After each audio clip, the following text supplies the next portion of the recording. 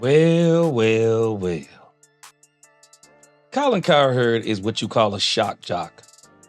Colin Cowherd is not what you call a journalist. He's not a sports journalist. He doesn't do a ton of research trying to figure out certain things about players so that he can really say things that are valid.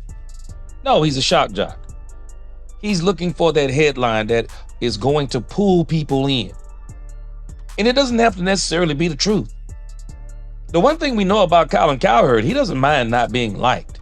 He plays the villain very well. He loves to say things that will make certain people mad about certain players, even when he talks good about certain players. He has players that he loves, he has players that he hates.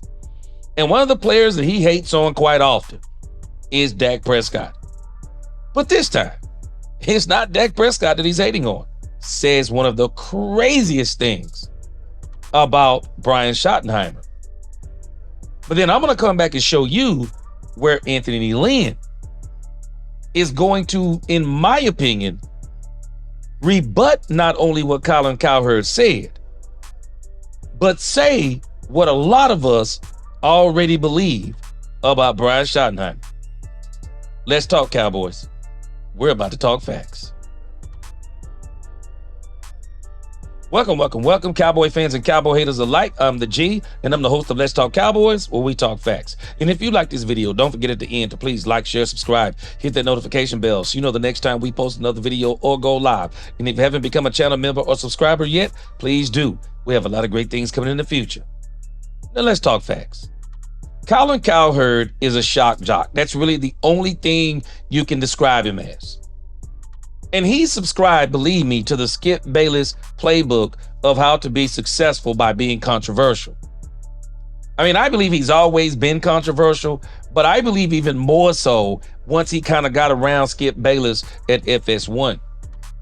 And so Colin Cowherd, he's always saying sensational things to make headlines, to be in the headlines so that he can continue to draw attention to himself. I understand exactly what he's doing.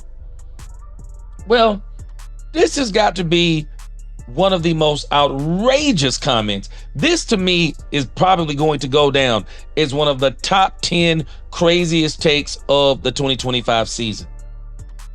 Look at what Colin Cowherd says about Brian Schottenheimer. Colin Cowherd says, Cowboys Jerry Jones will fire Brian Schottenheimer, claims Colin Cowherd in surprise prediction. I don't even know if this is a surprise prediction. I think it's a crazy prediction, but man, I don't know. In the grand scheme of things, no surprise coming from Colin Cowherd. It says, Brian Schottenheimer is a one and done? What? Colin Cowherd says, adding that he thinks this is the least surprising prediction. Jerry Jones will know about Thanksgiving he made a huge mistake. Stop it. No. This isn't the least surprising prediction. This is his craziest prediction, and he knows it, and that's why he says that. He knows this is going to be crazy. It says the Dallas Cowboys have their naysayers, written by Mike Fisher. Shout out to Mike Fisher. Having their naysayers and coming off a 7-10 season tacked onto their infamous 30-year championship drought. Maybe America's team has fed those naysayers full of Dallas doubt. New head coach Brian Schottenheimer, of course, has very little to do with the Cowboys' many years of being almost good enough, which is, I think, a fair characterization of this team's annual status. I think Brian Schottenheimer is changing this. Brian Schottenheimer is changing this. Now, again, people pump the brakes. George Pickens isn't the end-all to be-all to the Cowboys' issues, but he goes a long way towards helping them fix things that need to be fixed. I believe the Cowboys are one more offseason away from being where they want to be. I talked about this tonight on my live stream. I called it the Jimmy Gauge. Where are the Cowboys on the Jimmy Gauge? Well, when I think about the Cowboys, they made the trade for Herschel. They made the Herschel Walker trade in '89, Emmett in '90, Alvin Harper and others in '91, Eric Williams and others. '92, we got Charles Haley. I don't think the Cowboys are on the 92 part of the gauge. I think the Cowboys are somewhere in the 90 to 91 part of the gauge. to where we got a brand new coach. We got established players, quarterback, wide receiver, pass rusher. We got to see what our run game is, offensive line is, defensive line is, because by time 92 rolled around, the Cowboys had the number one defense in the league. So the Cowboys aren't there yet. So I think they're somewhere around 90 to 91 to where they're trying to build that defense. So I put them in that range to where the Cowboys are going to flash. Brian is going to be successful. They're going to shock some teams. They're going to shock some people. And we're going to be at a fever pitch, I believe, about the Dallas Cowboys around that Thanksgiving game, because I think it's going to have some huge ramifications. So, again, let's pump the brakes. Brian's going to need some grace. Only 2 coaches have won a Super Bowl in their first season.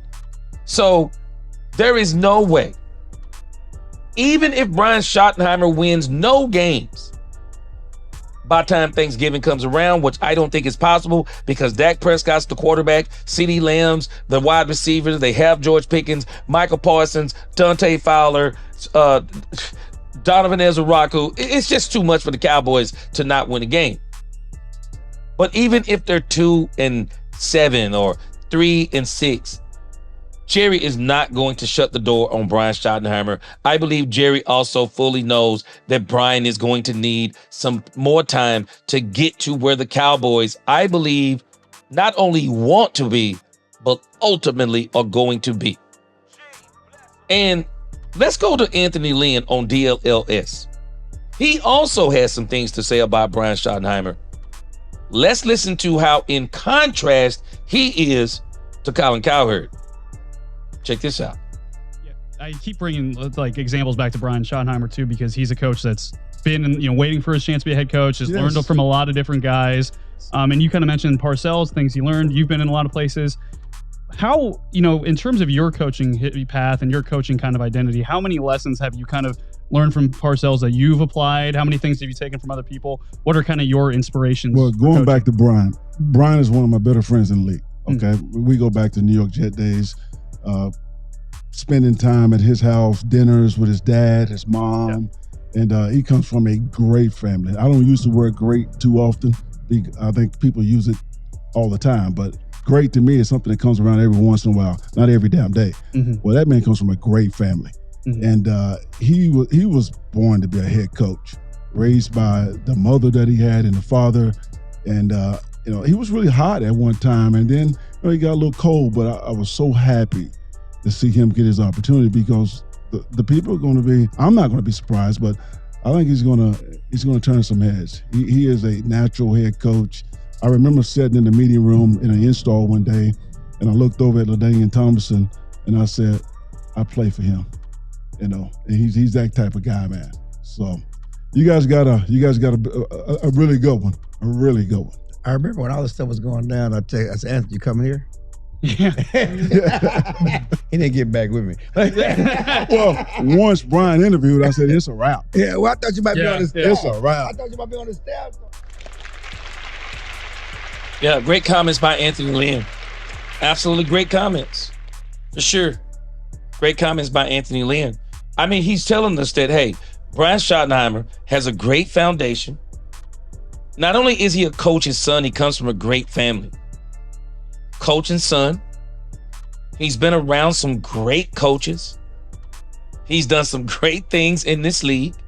He's been around some great coaches, great players. Like he said, Brian Schottenheimer is a natural-born coach.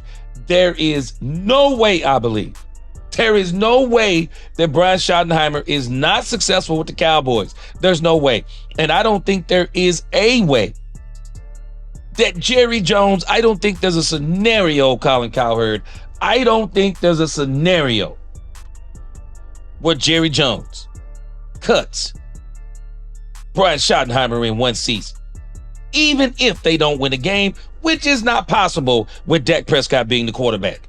Because we know that when Dak Prescott is healthy, the Cowboys, double-digit wins, book it. And it looks like Dak is gearing up for an incredible season. But again, hey guys, y'all tell me what y'all think about Colin Cowherd, Anthony Lynn, the Dallas Cowboys, Brian Schottenheimer. Y'all tell me what y'all think in the comments. Y'all already know where I am. I've been on this bandwagon way before anybody else was. I believe Brian Schottenheimer is going to be an absolute godsend for the Cowboys. Y'all tell me what you think in the comments. Like, share, subscribe. DC4L. God bless. Let's talk Cowboys, where we talk facts. Peace.